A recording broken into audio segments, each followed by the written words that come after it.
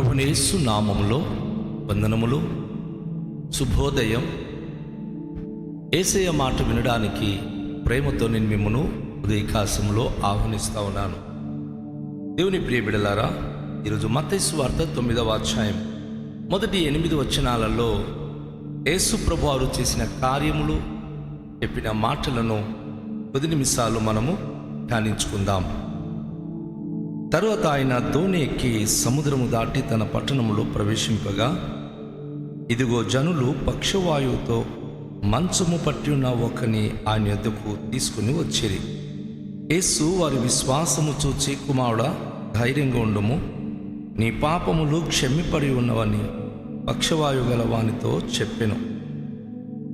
ఇదిగో శాస్త్రులలో కొందరు ఇతడు దేవదూషణ చేయుచున్నాడని తమలో తాము అనుకొనగా, యేసు వారి తలంపులను గ్రహించి, మీరెందుకు మీ హృదయములలో దురాలోచనలు చేయుచున్నారు?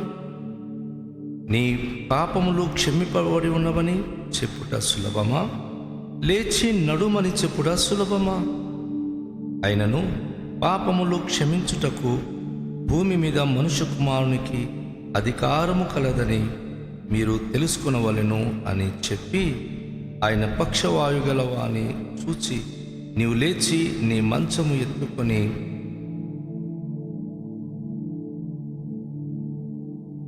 లేచి నీ ఇంటికి వెళ్ళుము. జనులు అది చూచి భయపడి మనుషులకిట్టి అధికారం ఇచ్చిన దేవుని మహిమపరచిరి. దేవుని యొక్క వాక్య భాగంలో మనం ధ్యానించినప్పుడు, ఆయన ఎప్పుడైతే గలిలయ సముద్రాన్ని దాటి వెళ్ళారో, తన పట్టణము అనే పదాన్ని మనము చూస్తూ ఉన్నాం. యేసు ప్రభువారు భూలోకంలో ఉన్నప్పుడు కపెర్నహూము ఒక ఇల్లు అద్దెకి తీసుకొని అందులో నివసించేవాడు. గలిలయ ప్రదేశంలో కపెర్నహూము ఆయన నివసించేటటువంటి పట్టణం, అందుకే తన పట్టణము అని కపెర్నహూము గురించి చెప్పబడింది. కపెర్నహూము వచ్చినప్పుడు యేసు ప్రభువారు యూదేయ ప్రదేశానికి వెళ్ళినప్పుడు అక్కడ బేతనియా, బెత్ఫగే ఇలా కొన్ని ప్రాంతంలో ఆయన వసతి ఏర్పరచుకునేవాడు.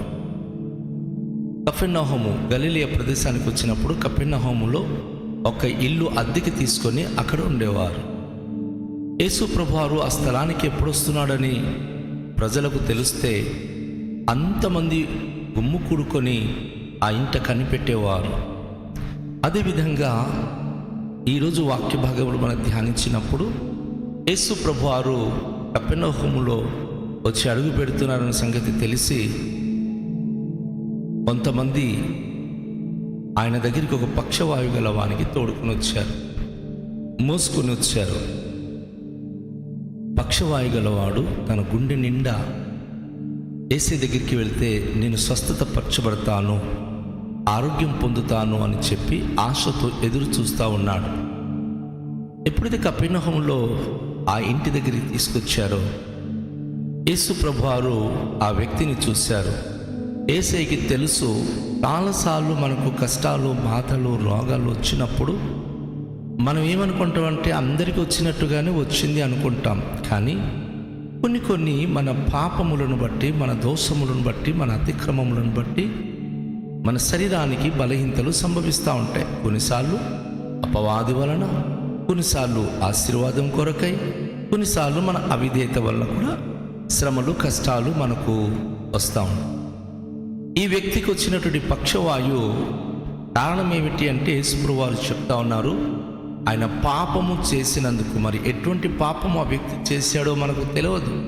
కానీ తనను చూసిన వెంటనే యేసు వారు ఫస్ట్ రోగము స్వస్థత కాదు, ఈయన పాపం నుంచి వీనికి క్షమాపణ కావాలి అని ఆలోచించి యేసు ప్రభువారు ఏమంటున్నారంటే, మాడా, నీ పాపములు క్షమించబడి ఉన్నది. ఈ ప్రపంచములో ఒక మనిషికి క్షమాపణ పొందుకునే అధికారము అది దేవుని వలన తప్ప ఏ మనుషుల వలన కాదు. కానీ మనందరికీ అలవాట్లు ఏంటంటే, పొరపాటున ఎవరైనా మన తోటి మానవునికి, మనిషికి మన ద్వారా ఏమైనా కీడు జరిగితే ఏమని చెప్తాం? మనం సారీ అండి అంటాం, క్షమించు అని అంటాం. పర్వాలేదు అని వారు చెప్పిన తర్వాత క్షమించారు అనే ఒక భావనతో వెళ్ళిపోతాం మనం. యేసు ప్రభువారు పక్షవాయు గలవాన్ని చూసి, కుమారుడా, నీ పాపములు క్షమించబడి ఉన్నది అని చెప్పినప్పుడు ఆ వ్యక్తి పొందుకున్న అనుభూతి కంటే, యేసు చెప్పిన ఈ మాట కంటే తన చుట్టూ ఉన్న శాస్త్రుల యొక్క ఆలోచన విధానాలు చాలా భయంకరంగా కనిపిస్తుంది. వారు ఏమనుకుంటున్నారంటే, ఈ యేసు ఎవరు, ఈయన దేవునికి దూషిస్తున్నాడు, దేవదూషణ చేస్తున్నాడు, అసలు పాపములు క్షమించే అధికారం దేవునికి తప్ప ఏ మనిషికి లేదు. కానీ ఈయన ఏంటి, నీ పాపములు క్షమించబడి ఉన్నది అని చెప్తా ఉన్నాడు అని చెప్పి వారైతే ఆశ్చర్యపడిపోతున్నారు. అయితే అద్భుతమైన విషయం ఏమిటంటే, యేసు ప్రభువారు అంతలో వారి ఆలోచన నెరిగి ఆయన ఒక మాట అంటున్నాడు, మీరు ఎందుకు ఈ విధంగా సంశయంలో పడున్నారు? మనుషుల పాపములు క్షమించే అధికారము మనిషి కుమారునికి ఉంది తప్ప మరి ఎవరికి లేదు.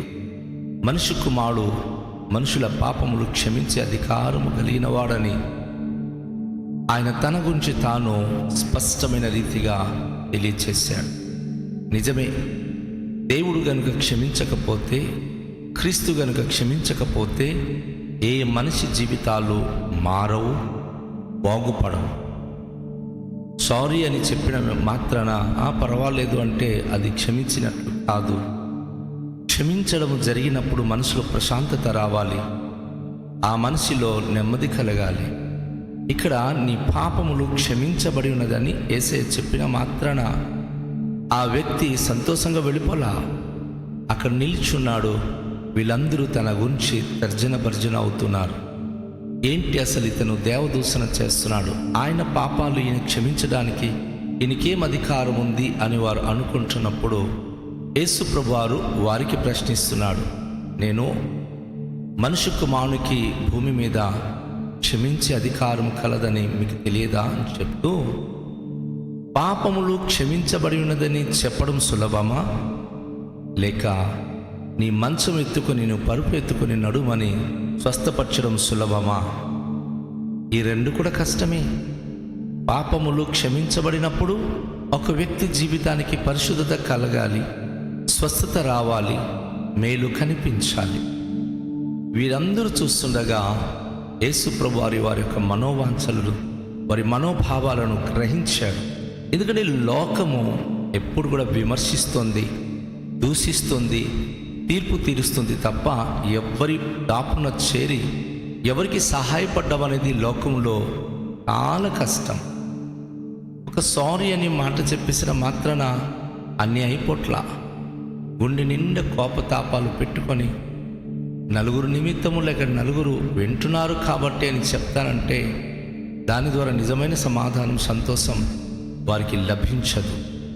దేవుని యొక్క ప్రియ బిడ్డలారా, ఉదయకాశములో యేసు ప్రభువారు చాలా స్పష్టంగా చెప్తూ ఒక మాట అన్నారు, నీ పాపములు క్షమించబడినది, నీ పరుపు ఎత్తుకొని నువ్వు నీ ఇంటికి వెళ్ళు అని చెప్పినప్పుడు యేసయ్య మాటలో క్షమాపణ అధికారం ఉంది, స్వస్థపరిచే అధికారం ఉంది. కనుక ఆ పక్షవాయు గల వానికి మోసుకొని వచ్చిన దుప్పట్లు కానీ, మోసుకొని వచ్చిన పరుపు కానీ ఆయన మడత పెట్టి చక్కగా తను పట్టుకొని ఆయన బయటికి వెళ్ళిపోవడానికి సిద్ధమయ్యాడు. దైవికమైనటువంటి క్షమాపణ మనకు కలిగినప్పుడు గొప్ప స్వస్థత లభిస్తుంది, మనసులో ప్రశాంతత లభిస్తుంది. ప్రియ సహోదరి సహోదరుడా, దేవుని బిడ్డలారా, చాలాసార్లు మనం తప్పులు చేస్తాం, కానీ కప్పిపుచ్చుకుంటూ వెళ్ళిపోయినప్పుడు దాని ద్వారా మన స్వస్థత కలగదు, మేలు కలగదు. కానీ ఎప్పుడైతే దేవుని సన్నిధిలో మనం స్థిరపరచబడి, ఆత్మీయంగా బలపరచబడి ఆయన క్షమాపణ మనం పొందుకుంటామో అప్పుడు గొప్ప అద్భుతమైనటువంటి అనుభూతి మనం పొందుతాం. దావీదు అనే మహాభక్తుడు పరిశుద్ధ గ్రంథములో తన 130వ దావీదు కీర్తనలో అంటాడు, జనులు తమ పాపములు మీదుట ఒప్పుకొని క్షమాపణ పొందినట్లుగా మీ యొద్ద క్షమాపణ దొరుకును. ఒకవేళ గనక దోషాలే గనక మీరు కనిపెడితే ఎవరయ్యా మీ ఎదుట నిలబడగలరు? నశించిపోతారు కదా అంట. అవునండి, నా ప్రియ సహోదరి, నా ప్రియ సహోదరుడా, ఈ ఉదయకాల సమయంలో మహిమ కలిగిన యేసు ప్రభువారు గొప్ప క్షమాపణ కలిగిన అధికారము కలిగిన వాడని మిమ్మల్ని తెలియచేయడానికి సంతోషిస్తున్నాను. లోకం మిమ్మల్ని తూలనాడినా, లోకం మిమ్మల్ని ఎంత అసహించుకున్నా మనను ప్రేమించే యేసు ప్రభు ఉన్నారు. ఆయన క్షమించే అధికారము కలిగిన వాడు. మన జీవితంలో గొప్ప అద్భుత అనుభూతి అనుగ్రహించగలిగిన వాడు. ఈరోజు ఈ పక్షవాయు గలవాడు కాలు చేయి పడిపోయి, నోరు పడిపోయి, తను ఎటు వెళ్ళక ఏమి చేయక మంచాన ఆయన పడున్నాడు. కానీ యేసు ప్రభు దగ్గరికి రావటంతో యేసయ్య తనకు స్వస్థపరిచి క్షమించడం బట్టి ఆయన చక్కగా తన పరుపు మోసుకొని ఆయన ఇంటికి నడిచి వెళ్ళగలిగే భాగ్యము పొందగలిగాడు. నా ప్రియ సహోదరి, సహోదరుడా, నీ జీవిత కాలంలో ఎన్నో విషయాల్లో నష్టపోయి నువ్వు ఒకవేళ ఒక చోటికి పరిమితమైపోతున్నావేమో. ఎదగాలని ఆశపడినా అతనికైతే శరీర సంబంధమైన పక్షవాయు అంటింది. కానీ ఈరోజు మానసికమైన పక్షవాయు అనేక మంది జీవితానికి ఆధ్యాత్మిక పక్షవాయు అణిచివేస్తూ వారు ముందుకు వెళ్ళలేకుండా ఒక స్థితి మంతులుగా ఉండలేక కృంగిపోతున్నారేమో. అయితే ప్రభు మాట్లాడుతూ ఉన్నాడు. ఆయన యొద్దకు మనం వచ్చినప్పుడు ఆయన మనకు స్వస్థపరచు దేవుడు. ఆయన మన యొద్దకు వస్తాడు. మన జీవితంలో అద్భుత కార్యములు ఆయన జరిగిస్తాడు. ఆయనకు తప్ప ప్రపంచంలో క్షమించే అధికారము ఎవరు లేరు. ఎవరికి ఆ క్షమాపణ అధికారము లేదు. అందుకే ఆయన సిలువలో చనిపోయినప్పుడు కూడాను తను ఒక మాట మన కొరకు ప్రార్థించాడు పరమ తండ్రికి. ఏమనంటే, తండ్రి, వీరేమి చేయుచున్నారో వీరెరుగరు గనుక వీరిని క్షమించు. ప్రియ దేవుని బిడ్డ, నువ్వు నీ పొరుగు వారు నీ వీధ పలికి ప్రతి మాటలకు, చేసే ప్రతి ఒక్క దుష్కార్యములకు యేసేవలి నువ్వు క్షమించగలిగే మనస్సు పొంది ఉన్నావా?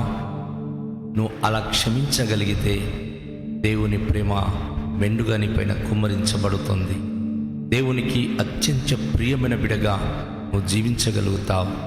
పక్షవాయువు అయితే తను కొన్ని సంవత్సరాల నుండి ఆయన కదలక పడి ఉన్న వ్యక్తి యేసే దగ్గరికి వచ్చి యేసే యొక్క ఆ స్వస్థత అనుభవించిన మీదట ఆయన సంతోషంగా తన పరుపునెత్తుకొని ఆయన ఇంటికి వెళ్ళిపోతా ఉన్నాడు.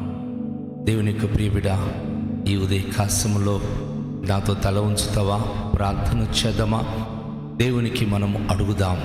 ఆయనే మన పాపాలు క్షమించగలిగిన వాడు, మనకు స్వస్థతనివ్వగలిగిన వాడు, మన జీవితానికి మేలుతో నింపగలవాడు. రండి, తలలోంచి ప్రార్థనలో ఏకీభవించాలి. మిక్కిలి దయగల పరలోకపు తండ్రి, మీ పరిశుద్ధ నామానికి వేలాది వందనాలు, స్తోత్రాలు. మీకే మహిమ, ఘనత, ప్రభావములు చెల్లించుకొనుచున్నాను తండ్రి. లోకంలో పాపమును బట్టి రోగాతిశయములో పడి ఎంతకాలం కుమిలినా మీ వద్దకొచ్చిన తోడని, మీ వద్ద విశ్వాసముంచి మిమ్మల్ని అడిగిన వెంటనే మీరు క్షమాపణను, స్వస్థతనిచ్చే దేవుడై ఉన్నారు. మీకే మహిమ, మీకే ఘనత, మీకే ప్రభావములు. ఉదయకాశంలో ఎంతమంది బిడ్డలు తమ కష్టాలలో కృంగిపోతూ, బలహీనతతో బాధపడుతూ, పాపమును బట్టి ఎదగలేక అణిచివేతకు గురి అవుతున్నారు. అటు ప్రియ బిడ్డలందరికీ వారి పాపములు క్షమించబడి, వారి రోగాల నుంచి స్వస్థపరచబడి, మీ ఘన నామానికి మహిమకంగా జీవించే భాగ్యవంతులుగా దీవించుమని ప్రార్థిస్తున్నాము. మీ యొక్క కృప, మీ కరుణ, మీ కటాక్షం ప్రతి బిడలకు దాయిచ్చాను. మీ అభిషేకము, మీ ఆశీర్వాదము ప్రతి ప్రియ బిడలకు అనుగ్రహించాను. సకల మహిమ, ఘనత, ప్రభావములు మీరే పొందుకునమని ఈ దినము నూతన కార్యము మా జీవితంలో జరిగించు. యేసు నామములో ప్రార్థిస్తున్నాము తండ్రి, ఆమేన్. అందరికీ షాలోం. ప్రభు మిమ్మును దీవించునుగాక.